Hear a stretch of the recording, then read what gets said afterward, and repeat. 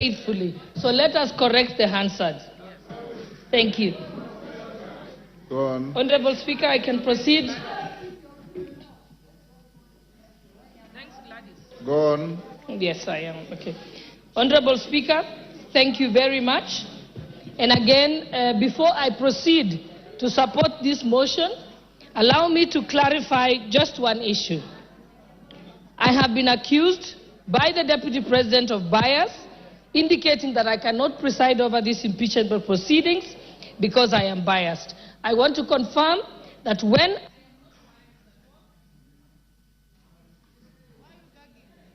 Okay, thank you. I want to confirm that I'm not biased at all. When I made the statements that I did make, I made them as Member of Parliament for Uasin Gishu County and not as a Deputy Speaker sitting on the Speaker's chair. You can only accuse me of bias if I make those statements from the Speaker's chair. I am first a Member of Parliament before I am Deputy Speaker. If the law contemplated a situation where I am gagged as Deputy Speaker, I would have been expected then by that law to resign like the substantive Speaker does in that case. And therefore now I want to proceed to go on to support the motion, speaking as an ordinary member of Uasin Gishu County and not as Deputy Speaker.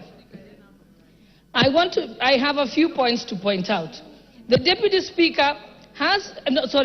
President has been engaged in various conducts that meet the threshold for impeachment.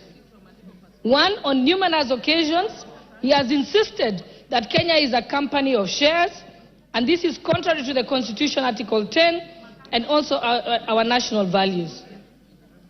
I also want to bring attention of the House that he has contravened his oath of allegiance. When he took his oath of allegiance, he says, in full realization of the high calling, I assume as Deputy President of the Republic of Kenya, I swear and affirm that I will be faithful and bear true allegiance to the Republic of Kenya. The oath of allegiance does not mention Murima, it does not mention Mount Kenya. He bears allegiance to the Republic of Kenya, not to his wife and not to his sons. So he has gone against his oath of allegiance. I also want to go on to refer to the press conference that the Deputy President held in Mombasa on the 25th of June, 2024. In that particular press statement, he distanced himself from the Finance Bill 2024. As a member of Cabinet, in his position as Deputy President, he is collectively responsible for all the decisions that are made in Cabinet, and therefore, in distancing himself, he violated Article 153 of the Constitution.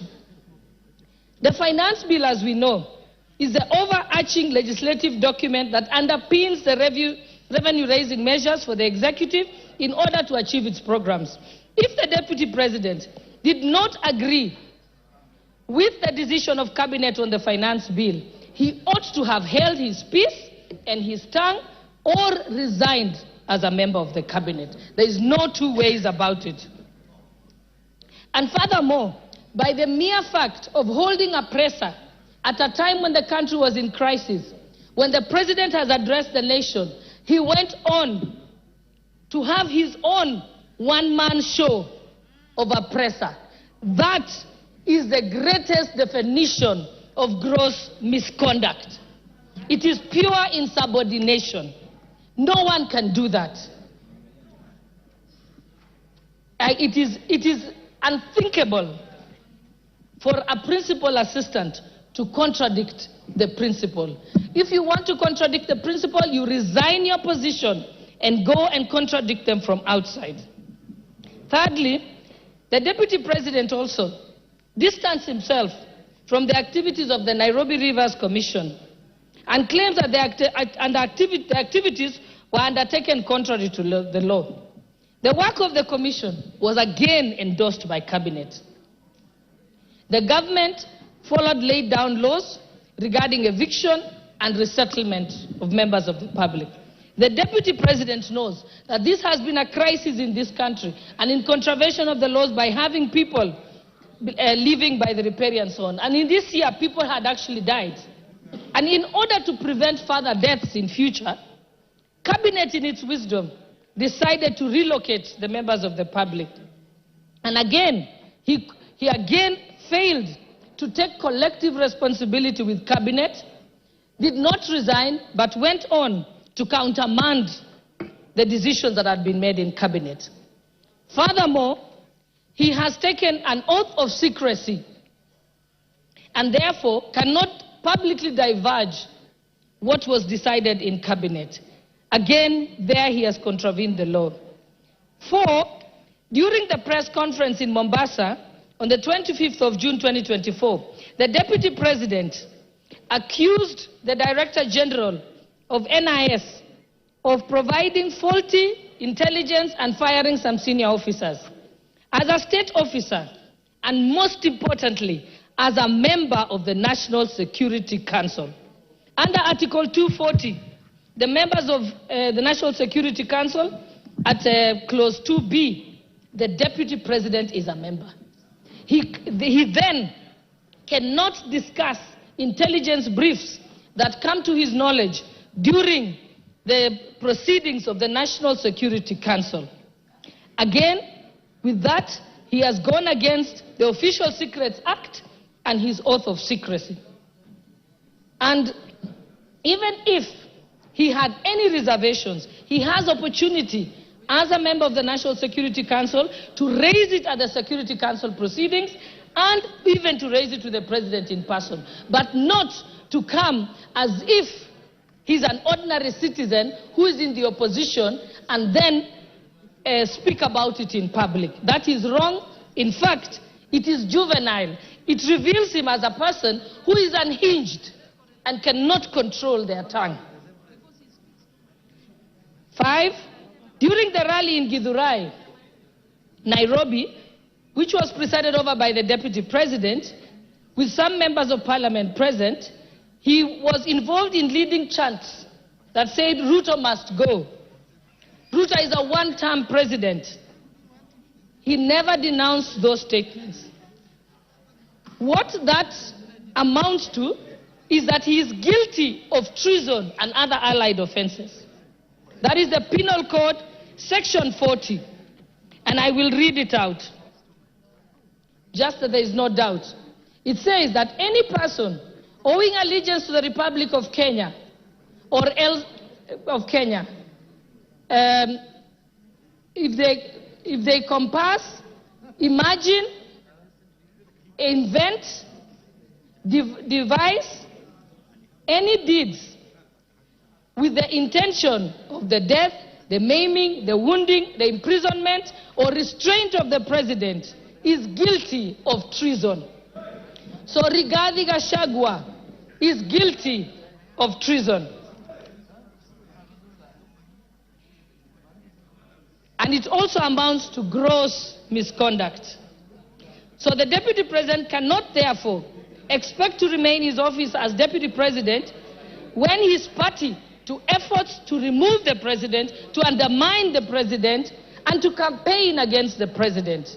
His tenure as a principal assistant is not tenable by any interpretation or meaning. And 6, during his appearance in church in Meru, the Deputy President insinuated that if he is removed, the tribes of Kenya who are native to the Mount Kenya area will revolt and be violent. Again, that is treason and other allied offenses. And he also goes against the National Cohesion and Integration Commission Act with his utterances that relates to ethnic profiling. And even as late as yesterday, if I had any doubt in my mind that Rigathi Gachagua must be impeached and removed from office as Deputy President of the Republic of Kenya, he made it very, very clear yesterday. Yesterday, he went on to disclose details of the Kenya Kwanza pre-election pact. This is contrary to non-disclosure agreements that were signed by parties. And without any due regard to these non-disclosure clauses, and without seeking consensus from other principals who are party to those pacts, he went on to sing like a parrot on national television.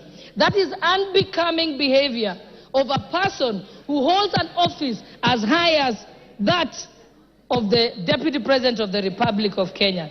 And lastly, I want to point out that all the violations that I have set out in support of this motion were brought upon and the evidence said by the Deputy President himself.